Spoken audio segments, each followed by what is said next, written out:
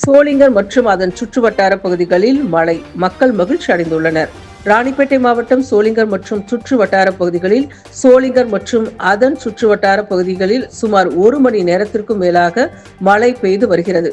குளிர்ச்சியான சூழல் ஏற்பட்டுள்ளதால் மக்களும் மகிழ்ச்சி அடைந்துள்ளனர்.